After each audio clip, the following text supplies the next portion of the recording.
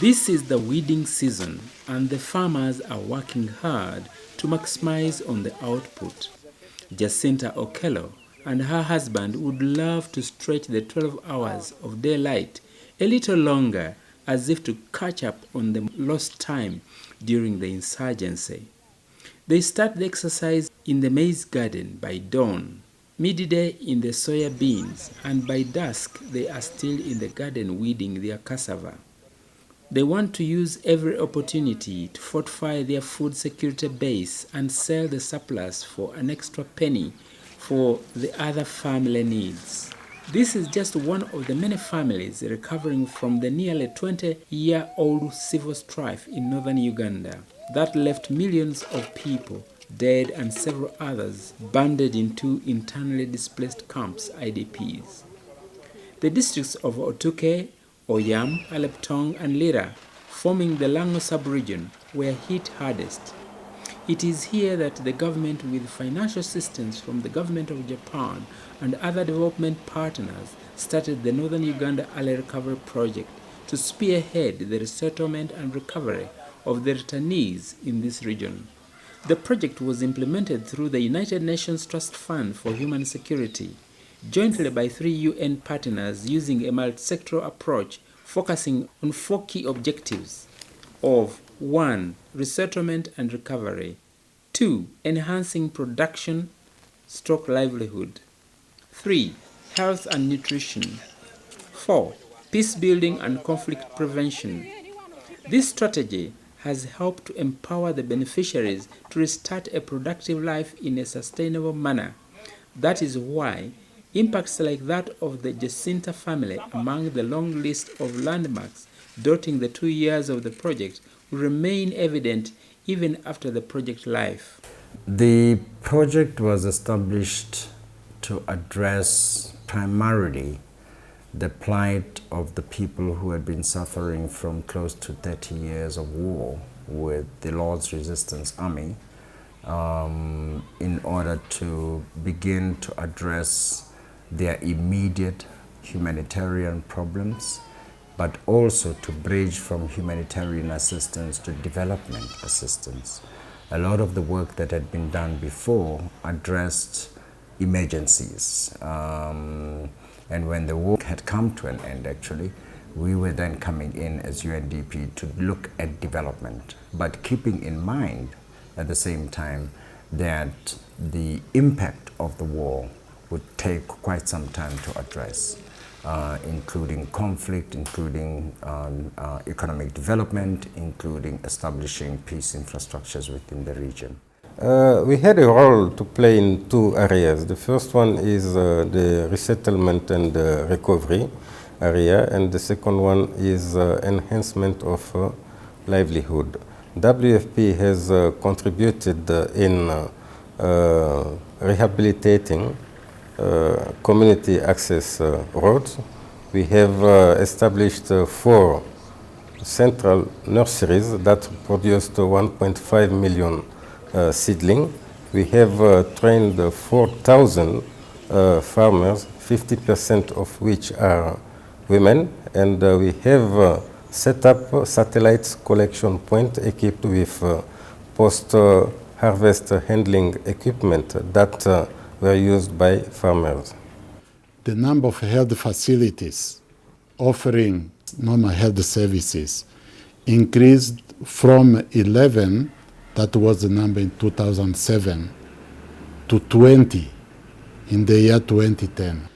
The number of health facilities offering the immunization services also increased from 16 to 19. The prevention of mother-to-child transmission of HIV/AIDS that was just restricted to some few hospitals. With this intervention, it went beyond the hospital. All Health Center 4, Health Center 3, and all the 12 of the 17 Health Center 2 could offer this service. And of course, the diagnosis of HIV/AIDS infection among infants also was instituted. And of course, we support the delivery of drugs to the district. And many times we had to act to find our own alternative means to support the district to have the access. The project also recruited partners that have other capacities and expertise in the specific areas to buttress the implementation of the project.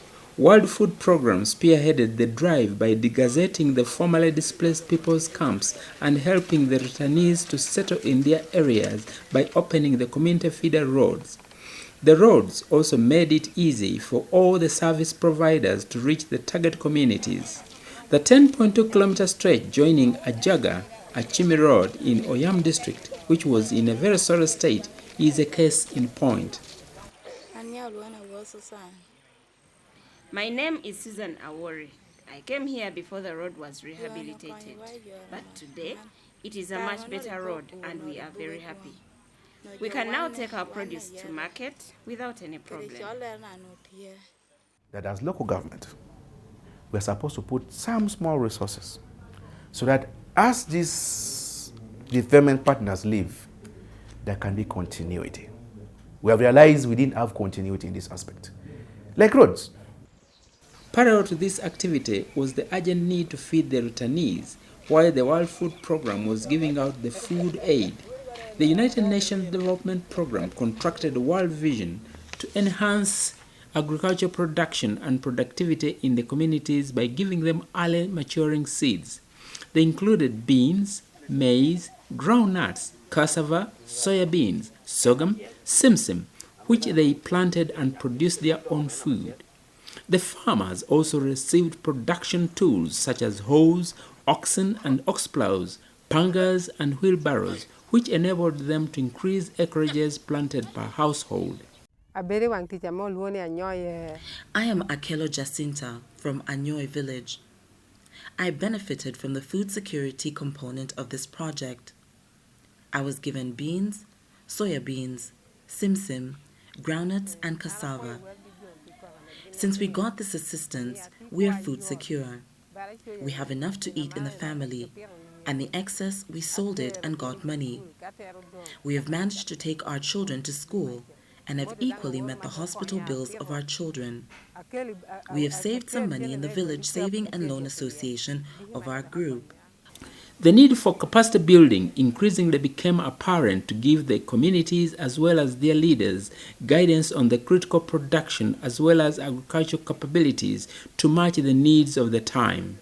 For example, the United Nations Development Programme through World Vision recruited agriculture extension workers to guide the farmers on how to maximize agricultural productivity and hence the resources to save from. I entered into an agreement to train farmers groups in Aloy sub-county and more so in Alal parish and Amuria in crop agronomies of the following crops: groundnuts, beans, simsim, soya beans, cassava, and maize. Over time, efforts of various players in the project area started to pay off. Today, gardens are blossoming, flowering here, maturing there, and lots of other being harvested. There is enough for the family and the surplus for the weekly markets rotating from one village to the other. Foodstuffs sold along the roads are also common phenomena within the 4 districts. From our side there, we used to sow the seed in the bush. But what I've learned from here now, I think I've learned how to plant in the rows like this.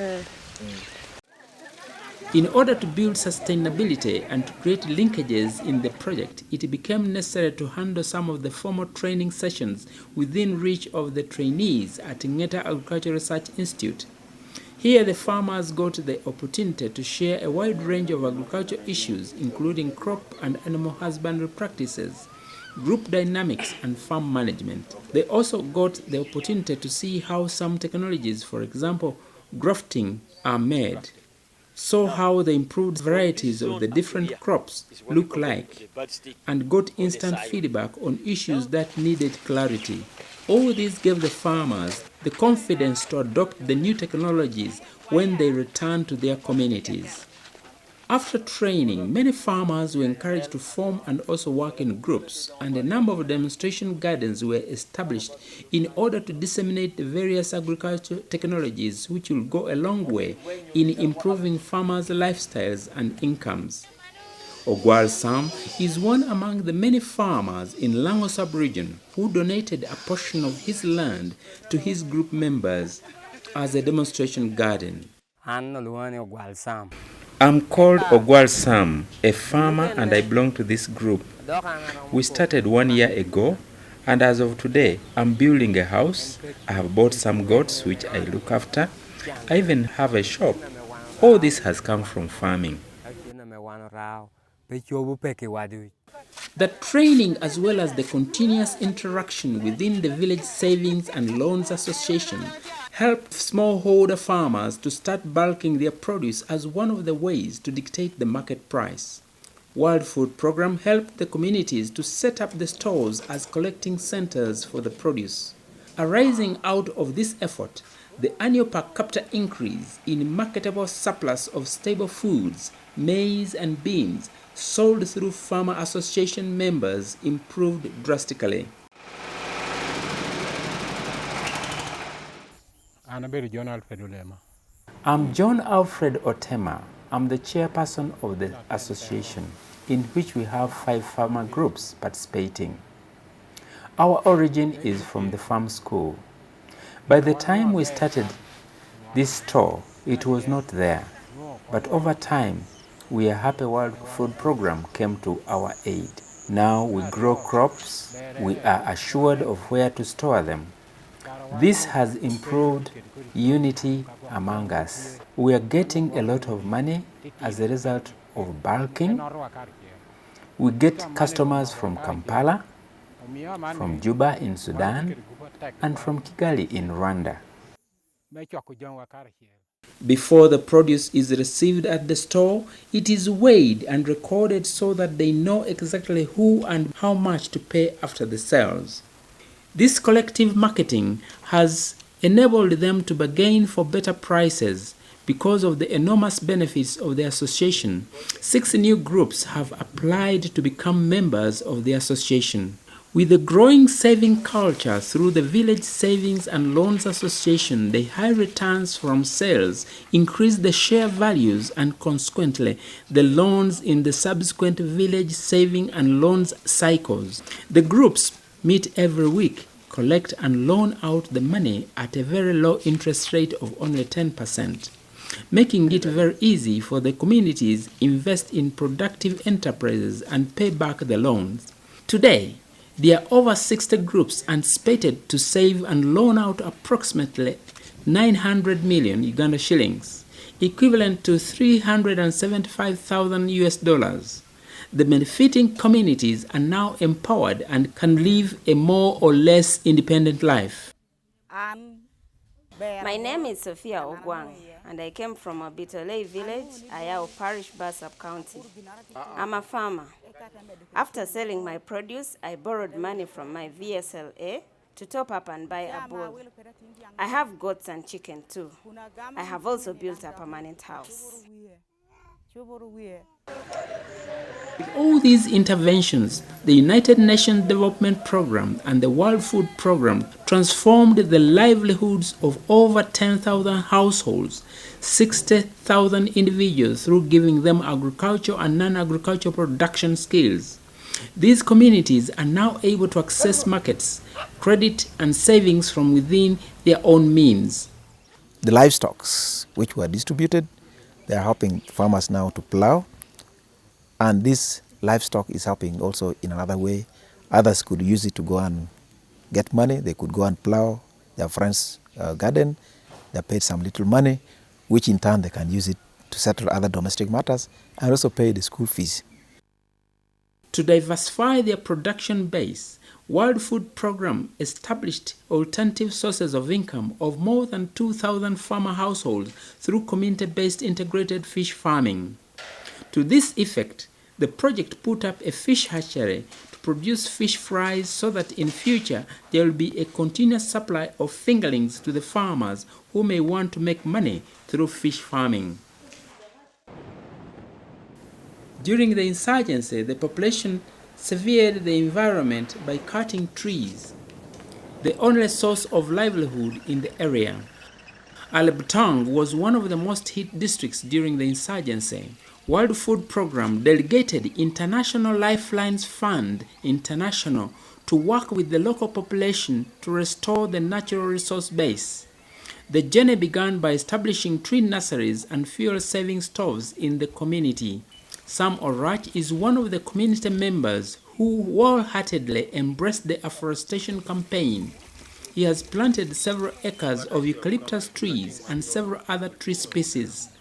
For his effort, World Food Programme supported him to plant over 7 acres of pine trees. He now has a commercial tree nursery and the balance to expand his acreage. They realized I was interested in planting trees, but the problem was getting seedlings. So they suggested to me if I can open up a nursery so that if I can be able to supply other farmers. In the schools, International Lifelines Fund International has worked with both primary and secondary schools. Many of them have established environmental clubs and are enjoying every bit of the benefits. We are planting trees and with some ground shade grasses like the paspalum. And we also extended some help up to the borehole there, and we are